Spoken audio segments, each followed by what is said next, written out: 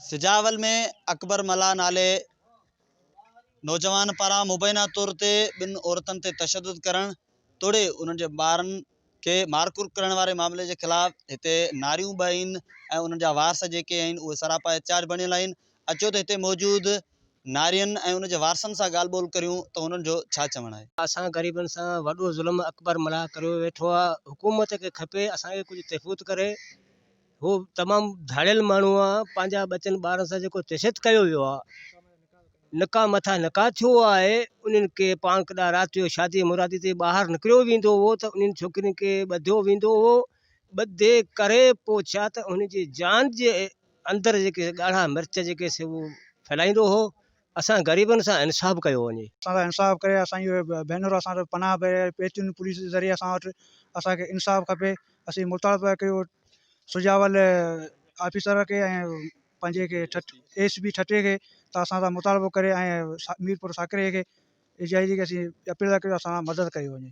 असांखे ॾाढो अकबर हिन सां ॾाढी ज़्यादती कंदो, ॾाढी हिन खे तकलीफ़ ॾींदो हो।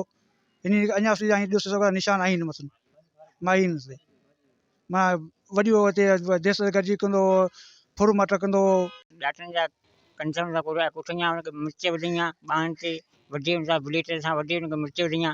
असांखे इहो घुरिजे त असांखे अकबर जेको असां ज़ुल्म थो करे सो न बंदि थी वञे ऐं हुन सां जेको सो असांखे असांजी ख़तरो आहे, असांखे माना असां पाण खे उहो बि ख़तरो आहे ऐं असांजी न्याणियुनि सां जेको ज़ुल्म कयां इहो बि माना वधीक माना असांखे इहो अकबर जेको सो बंदि थियणु खपे।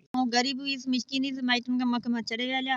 पोइ नींद माना 5 बचा मूं ॼणे हिन खां सूर कढी ऐं पंहिंजे हिते आईसि।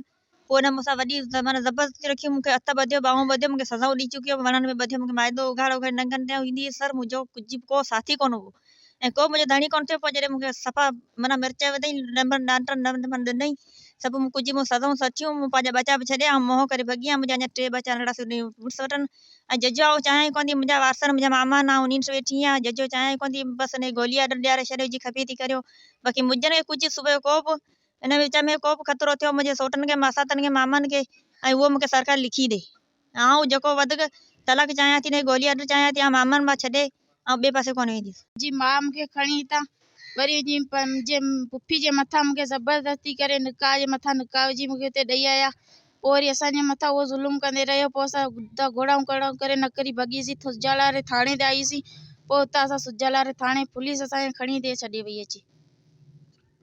तशद्दुद ॿियो कंदो, धक वक हणंदो, तशद्दुद कंदो, धक हणंदो, असांखे मारींदो, असांखे तमामु जाम ज़ुल्म कंदो असांजे मथां। अकबर मला नाले मुबैना तौर ते हिननि ते तशद्दुद करे थो ऐं हिननि हे जेके नारियूं आहिनि तलाक चाहिनि थियूं, हे चाहिनि थियूं त हू बेरोज़गार माण्हू बि आहे, हुन सां गॾोगॾु हू हुननि ते तशद्दुद करे थो ऐं ॿ जेके नारियूं आहिनि उन्हनि खे हू पारे बि नथो सघे।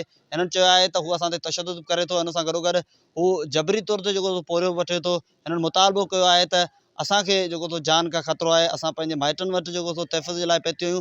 SSP सिजावल ऐं SSP ठटो खां हिननि मुतालबो कयो आहे त असांखे तहफ़ुज़ फ़राहम कयो वञे जीअं असीं पंहिंजी सुठे तरीक़े सां ज़िंदगी गुज़र बसर करे सघूं। कैमरामैन नईमुल्ला कलमती सां गॾु साहिब ख़ान कलमती, टाइम न्यूज़ मीरपुर सां।